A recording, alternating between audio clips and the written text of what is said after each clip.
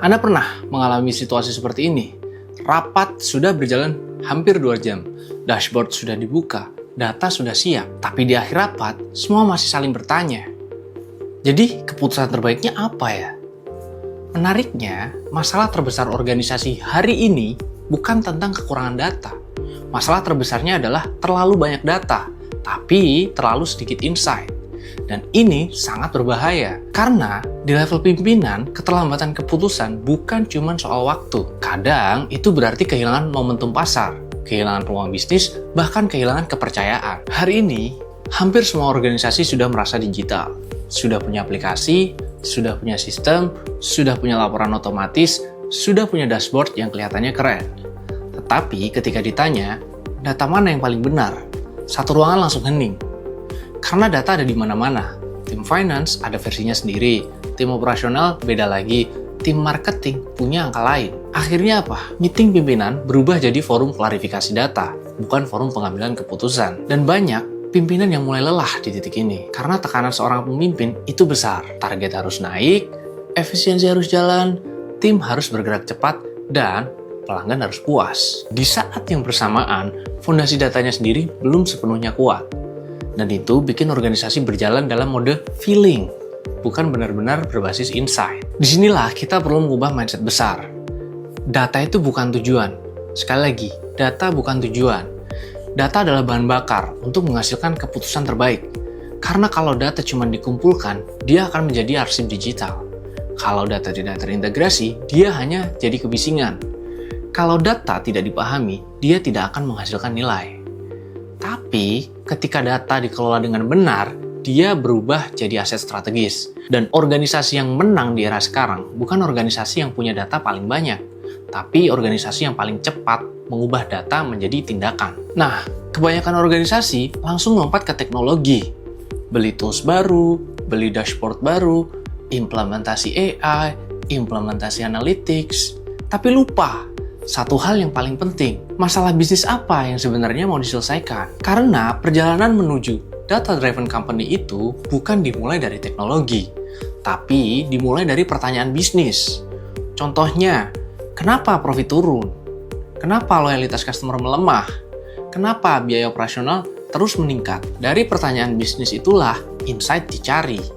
Bukan sebaliknya, teknologi tanpa arah bisnis akhirnya cuma jadi pajangan saja. Kalau kita sederhanakan, perjalanan organisasi menuju data-driven itu ada beberapa tahap penting. Pertama, tentukan tujuan bisnis. Ini harus jelas.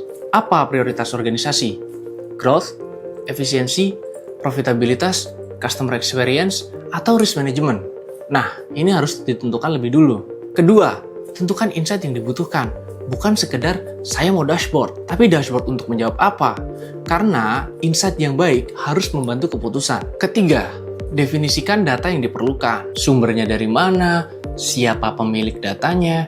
Apakah definisinya sama antar divisi? Karena banyak konflik organisasi sebenarnya bukan konflik bisnis, tapi konflik definisi data. Keempat, bangun integrasi data supaya organisasi punya satu sumber kebenaran atau single source of truth. Karena sebagai pimpinan tidak boleh mengambil keputusan dari data yang saling bertabrakan. Kelima, governance. Nah, ini yang sering dilupakan. Data harus punya aturan, punya standar, punya kualitas, punya owner, punya kontrol keamanan. Karena tanpa governance, data akan liar. Dan kalau data liar, keputusan juga ikut liar. Dan terakhir, ubah data menjadi insight dan aksi. Karena nilai terbesar data bukan saat ditampilkan, tapi saat dipakai untuk menggerakkan keputusan. Hal ini penting untuk dibahas, karena menjadi pemimpin di hari ini itu sangat tidak mudah. Dunia berubah sangat cepat, ekspektasi tinggi, tekanan besar, dan seringkali seorang pimpinan harus membuat keputusan besar dengan waktu yang sangat singkat. Bahkan terkadang harus memutuskan sesuatu yang dampaknya miliaran rupiah hanya berdasarkan dari data yang belum tentu bersih. Itu melelahkan karena setiap keputusan punya konsekuensi, dan di balik jabatan strategis ada beban mental yang sering tidak terlihat. Maka dari itu, organisasi yang memiliki data berkualitas sebenarnya bukan cuma menciptakan efisiensi bisnis, tapi juga menciptakan kejelasan bagi pemimpinnya. Karena ketika insight sudah kuat, pemimpin tidak lagi sekedar menebak arah, tapi benar-benar memimpin dengan keyakinan. Bayangkan kalau organisasi Anda memiliki satu sumber data terpercaya, data yang terintegrasi, prediksi risiko lebih awal, keputusan lebih cepat, eksekusi lebih presisi. Apa yang terjadi? Rapat menjadi lebih singkat, tapi lebih tajam. Diskusi lebih fokus pada strategi, bukan debat angka. Tim bergerak lebih sinkron, dan organisasi lebih adaptif terhadap perubahan. Inilah sebenarnya tujuan besar dari data-driven company. Bukan sekedar terlihat modern, tapi benar-benar membuat bisnis bergerak lebih cerdas. Jadi, kalau hari ini organisasi Anda masih berada di fase punya banyak data tapi belum bermakna, itu bukan sebuah kegagalan. Itu tanda bahwa organisasi sedang berada di titik transformasi.